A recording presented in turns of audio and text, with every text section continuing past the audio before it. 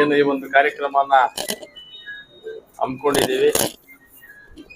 ಈ ಕಾರ್ಯಕ್ರಮದ ಕೇಂದ್ರ ಬಿಂದು ನಿಮ್ಮೆಲ್ಲರ ನಮ್ಮ ಶಾಸಕರಾದ ಸಮೃದ್ಧಿ ಮಂಜಣ್ಣವರೇ, ಅದೇ ರೀತಿ ನಮ್ಮ ಕಣೆ ನಾಗರಾಜಣ್ಣವರೇ, ನಮ್ಮ ರಘುಪತಿ ರೆಡ್ಡಿ ಅವರೇ, ಶ್ರೀನಿವಾಸ ರೆಡ್ಡಿ ಅವರೇ, ವೆಂಕಟರಾಮೇಗೌಡ್ರೆ, ನಮ್ಮ ಪ್ರಕಾಶ್ ಅಣ್ಣವರೇ, ಸತ್ಯಣ್ಣವರೇ, ನಮ್ಮ KP ಟ್ರಾವೆಲ್ಸ್ ಪ್ರಭಾಕರನ್ ಅವರೇ, ಸ್ವಾಮಿಗಳೇ, ಇನ್ನೂ ನಮ್ಮ ಮುಖಂಡರು ಸಹ ಇವತ್ತಿನ ದಿನ ಮುಖಂಡರು, ನೀವು ಮುಖಂಡ್ರೆ ಇವತ್ತಿನ ದಿನ ಏನು ನಮ್ಮ ಮುಖಂಡರನ್ನು ಕರೆಸಿದ್ದೀವಿ.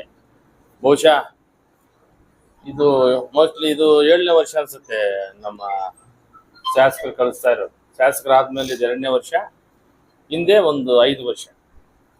ಬಹುಶಃ ಏನಾದರೂ 7 ವರ್ಷದಿಂದ ಕಂಟಿನ್ಯೂಸ್ ಆಗಿ ಕಳಿಸ್ತಿದ್ದಾರೆ ಅಂತಂದ್ರೆ ಅದು ನಮ್ಮ ಸಮೃದ್ಧಿ ಮಂಜಣ್ಣವ್ರು ಸೇರ್ತಾರೆ. ಸುಮಾರು ಚುನಾವಣೆ ಸಮಯದಲ್ಲಿ ಪಾಪ ಬರ್ತಾರೆ, ಹೋಗ್ತಾರೆ, ಹೇಳ್ತಾರೆ. ಈ ಎಲ್ಲೋದ್ರ ಪಾಪ ಅವರೆಲ್ಲ ಯಾಕೆ ಬಸ್ಗಳು ಹಾಕ್ಲಿಲ್ಲ? ಈಗ ನಾವೇನು ಪಕ್ಷಾತೀತವಾಗಿ ನಾವು ಪ್ರತಿಯೊಂದು ಊರಿಗೆ ಇವ್ರಿಗೆ ಅವ್ರಿಗಂತ ಏನಿಲ್ಲ, ಪಕ್ಷಾತೀತವಾಗಿ ಕಳಿಸ್ತಾ ಇದ್ದೀವಿ. ಎಲ್ಲರೂ ಹೋಗಿ ಬರ್ತಿದ್ದಾರೆ. ಇರ್ಲಿ, ದೇವರ ಒಂದು ಕಾರ್ಯಕ್ರಮ, ದೇವರ ಆಶೀರ್ವಾದ ಪಡಲಿಕ್ಕೆ ಹೋಗ್ತಿದ್ರೆ ಆ ಆಶೀರ್ವಾದ ನಮ್ಮ ಮೇಲೂ, ನಮ್ಮ ಶಾಸಕರ ಮೇಲೂ, ನಮ್ಮ ನಾಯಕರು ಎಲ್ಲರ ಮೇಲೂ ಇರ್ತದೆ. ನಾಳೆ ಎಲ್ಲೂ ಹೋಗಲ್ಲ. ಆದ್ರೆ ಆ ಕೆಲಸ ಇಷ್ಟು ದಿನ ಹಿಂದೆ ಮಾಡ್ಕೊಂಡ್ ಬರ್ತಿದ್ರಲ್ಲ ಪಾಪ ಸುಮಾರು ಜನ ನಾಯಕರುಗಳು, ಈಗ ಯಾಕೆ ಮಾಡ್ಲಿಲ್ಲ? ಈಗ ಅವ್ರು ನಮ್ಮ ಶಾಸಕರು ಏನ್ ಹೇಳಿದ್ದಾರೆ, ಈಗಲ್ಲ ಮುಂದೇನೋ ನಾನು ಇರೋವರೆಗೂ ಕಳಿಸ್ತೀನಿ ಅನ್ನೋ ಒಂದು ಭರವಸೆ.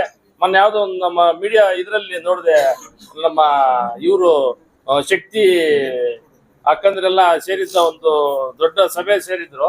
ಆವತ್ತಿನ ಹೇಳ್ತಿದ್ರು, ಇವತ್ತಲ್ಲ ನಾನು ಇರೋ ತನಕನೂ ನಾನು ಬಸ್ಸಿನ ವ್ಯವಸ್ಥೆಯನ್ನ ಆ ಒಂದು ತಾಯಿಗೆ ಕಳಿಸುವಂತ ಒಂದು ವ್ಯವಸ್ಥೆ ಮಾಡ್ತೀನಿ ಅಂತ ಹೇಳ್ಬಿಟ್ಟು ಅವ್ರು ಘಂಟಾಘೋಷವಾಗಿ ಹೇಳಿದ್ರು. ಆದ್ರೆ ಇವೆಲ್ಲ ಏನು ಅಂದ್ರೆ ಬೂಟ ಇಟ್ಟಿಗೆಲ್ಲ ಬಿಡ್ಬೇಕು. ಸಮಯಕ್ಕೆ ತಕ್ಕಂಗೆ ಏನೋ ಕೆಲಸ ಮಾಡ್ಕೊಂಡು ರಾಜಕಾರಣ ಮಾಡ್ಕೊಂಡು ಹೋಗುವಂತವ್ರು ಪಾಪ ಸುಮಾರು ಜನ ಆಗೋಗಿದ್ದಾರೆ. ಅವೆಲ್ಲ ಜನನು ನೋಡಿದ್ದಾರೆ, ಮುಂದೇನು ನೋಡ್ತಾನೂ ಇದ್ದಾರೆ. ಆದ್ರೆ ಜನ ಯಾರು ತೀರ್ಮಾನ ತಗೋತಾರೆ, ಯಾವ್ರಿಗೆ ಆಶೀರ್ವಾದ ಮಾಡ್ತಾರೆ ಅನ್ನೋದು ಜನರಿಗೂ ಗೊತ್ತಿದೆ. ಎಲ್ಲಾ ರೀತಿ ಈಗ ಹಳ್ಳಿಗಳಲ್ಲಿ ನಾವು ಹೋಗ್ತೀವಲ್ಲ, ಈಗ ಇರ್ಬೋದು, ಈಗ ಇಡೀ ರಾಜ್ಯ ಕರ್ನಾಟಕದಲ್ಲಿ ಏನಾದ್ರೂ ಅಷ್ಟೋ ಇಷ್ಟೋ ಇಲ್ಲಿ ಪೂಜೆ ನಡೀತಿದೆ ಅಂತಂದ್ರೆ ಇವೆಲ್ಲ ಒಂದು ಕೆಲಸಗಳು ವಿಚಾರವಾಗಿ ಹೇಳ್ತೀನಿ ನಾನು, ಅಭಿವೃದ್ಧಿ ವಿಚಾರವಾಗಲಿ. ಈಗ ಬೇರೆ ಕಡೆ ಇಲ್ಲಿ ನಡೀತಿದೆ ಸರ್, ನೀವು ನಮ್ಮ ಈ ಪ್ರೆಸ್ ಮೀಡಿಯಾದವ್ರು ಸುಮಾರು ನೋಡ್ತಿರ್ತಾರೆ, ತಾವೆಲ್ಲನೂ ಹೇಳ್ಬೇಕು. ಯಾಕಂದ್ರೆ ಈಗ ಕರ್ನಾಟಕದಿಂದ ನಮ್ಮ ರಾಜ್ಯ ಸರ್ಕಾರದಿಂದ ನಯಾ ಪೈಸೆ ದುಡ್ಡು ಬರ್ತಾ ಇಲ್ಲ. ಏನೋ ಗಲಾಟೆ ಮಾಡಿ ಅದ್ ಮಾಡಿ ಇದ್ ಮಾಡಿ ಯಾವುದೋ ಒಂದು ಕಾರ್ಯಕ್ರಮ ಮಾಡುವಂತ ಒಂದು ಶಕ್ತಿ ಆ ದೇವ್ರು ಕೊಟ್ಟಿದ್ದಾರೆ.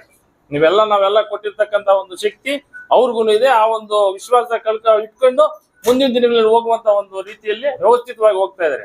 ಬಹುಶಃ ಈಗ ಏನಾಗಿದೆ ಅಂತಂದ್ರೆ, ಈಗ ಕಾರ್ಯಕ್ರಮಗಳು ಈಗ ಕಂಪ್ಲೀಟ್ ನಿಂತೋಗಿದಾವೆ. ಈಗ ಹೇಳ್ತಾರೆ ಅವ್ರ ಎಲ್ಲ ಕಂಪ್ಲೀಟ್ ಕ್ಲೀನ್ ಆಗಿ. ಯಾಕಂದ್ರೆ ಈಗ ನಮ್ಮ ನಾಯಕರು ಬಂದಿರ್ತಕ್ಕಂಥ ಒಂದು ಸಭೆಯಲ್ಲಿ ಒಂದು ಮಾತನ್ನ ನಾನು ಏನೇ ಕೇಳಿಕ್ ಬಯಸ್ತೀನಿ ಅಂತಂದ್ರೆ, ಈ ಕೆಲಸಗಳ ವಿಚಾರವಾಗಿ ಸಾಮಾನ್ಯವಾಗಿ ಅಷ್ಟೋ ಇಷ್ಟ ಈಗ ನಡೀತಿದೆ ಅಂತಂದ್ರೆ ನಮ್ಮ ಜಿಲ್ಲೆಯಲ್ಲಿ ಆಗಿರ್ಬೋದು, ರಾಜ್ಯದಲ್ಲಿ ಆಗಿರ್ಬೋದು, ನಮ್ಮ ತಾಲೂಕಲ್ಲ ಅಷ್ಟೋ ಇಷ್ಟ ನಡೀತಾ ಇರೋದು. ನಮ್ಮ ಪ್ರೆಸ್ ಮೀಡಿಯಾದವರು ಮೊನ್ನೆ ಕೇಳ್ತಿದ್ರು ಯಾರನ್ನ, ನಮ್ಮ ಶಾಸಕರನ್ನ, ಹಣ ಹೇಳ್ಬೇಕಂದ್ರೆ ನಿಮ್ ಇದ್ರಲ್ಲೇ ನಡೀತಾ ಇರೋದು, ಬೇರೆ ಕಡೆ ಎಲ್ಲೂ ಕಾಣುವಂತ ಪರಿಸ್ಥಿತಿ ಇಲ್ಲ ಅಂತ ಹೇಳ್ಬಿಟ್ಟು. ಯಾಕಪ್ಪ ಅಂತಂದ್ರೆ ಈ ಗ್ಯಾರಂಟಿಗಳಂತ ಹೇಳ್ಕೊಂಡು ಕಂಪ್ಲೀಟ್ ಮುಗಿದೋಗಿದೆ ಎಲ್ಲ ನಮ್ಮ ರಾಜ್ಯ. ಏನು ಉಳಿಯಲ್ಲ. ಈ 10 ವರ್ಷ ಹಿಂದೆ ಕೊಟ್ಟೋಗಿದ್ದೀವಿ. ಇನ್ನು ಮುಂದಿನ ದಿನಗಳಲ್ಲಿ ಏನೇನ್ ಪರಿಸ್ಥಿತಿ ನಿರ್ಮಾಣ ಆಗ್ತದೆ ಹೇಳೋಕ್ಕಾಗಲ್ಲ. ಇವ್ರ ಮೇಲೆ ಹಾಕೊಂಡು ಜನರಿಗೆ ಅದು ಕೊಡ್ತಾ ಇದೀವಿ, ಆ ಗ್ಯಾರಂಟಿ ಈ ಗ್ಯಾರಂಟಿ ಹೇಳ್ಬಿಟ್ಟು ಜನರ ಮೇಲೆ. ಈಗ ಮೊನ್ನೆ ಅಲ್ಲಿ ಇವರು ಪ್ರೆಸ್ ಮೀಡಿಯಾ ಇವ್ರು ಹೇಳ್ತಿದ್ರು ನೋಡಿ, 2 ಲಕ್ಷ ಕೋಟಿ 2 ವರ್ಷದಲ್ಲಿ ಸಾಲ ಮಾಡಿದ್ದಾರೆ. ಆ ದುಡ್ಡೆಲ್ಲ ನಮ್ಮ ಮೇಲೆ ಹಾಕೋದು, ನಮ್ಗೆ ಅವರು ಎಲ್ಲ ತಿನ್ಲಿಕ್ಕೆ ಅವ್ರಿಗೂ ಆಗ್ತದೆ, ನಮ್ಮ ಮೇಲೆ ಹಾಕಿ ನೀವು ಕೊಡ್ತಾ ಇದೀವಿ ಅಂತ ಹೇಳ್ಬಿಟ್ಟು ಈ ಒಂದು ವ್ಯವಸ್ಥೆ ರೂಪಿಸಿ ನಮ್ಮ ಈ ರಾಜ್ಯನ ಸರ್ವನಾಶ ಮಾಡ್ಲಿಕ್ಕೆ ಹೊರಟಿದ್ದಾರೆ. ಬಹುಶಃ ತಾವೆಲ್ಲರೂ ಎಚ್ಚೆತ್ಕೋಬೇಕು. ಮುಂದಿನ ದಿನಗಳಲ್ಲಿ ಒಂದು ಒಳ್ಳೆಯ ಒಂದು ನಿರ್ಧಾರ ತಕೊಂಡು ಮುಂದಿನ ದಿನಗಳಲ್ಲಿ ತಾವೆಲ್ಲ ನಮ್ಮ ರಾಜ್ಯ ಉಳಿಲಿಕ್ಕೆ ಏನ್ ಬೇಕೋ ಆ ಒಂದು ಕಾರ್ಯಕ್ರಮ ತಾವೆಲ್ಲರೂ ತಮ್ಮ ಮುಖಾಂತರ ಆಶೀರ್ವಾದ ಮಾಡ್ಬೇಕು ಅಂತ ಈ ಸಂದರ್ಭ ಹೇಳ್ತಾ 4 ಮಾತಾಡಲು ಅವಕಾಶ ತಮ್ಮೆಲ್ಲರಿಗೂ ಹೊಂದಿಸ್ತಾ ನಿಂತ ಜೈ ಕರ್ನಾಟಕ.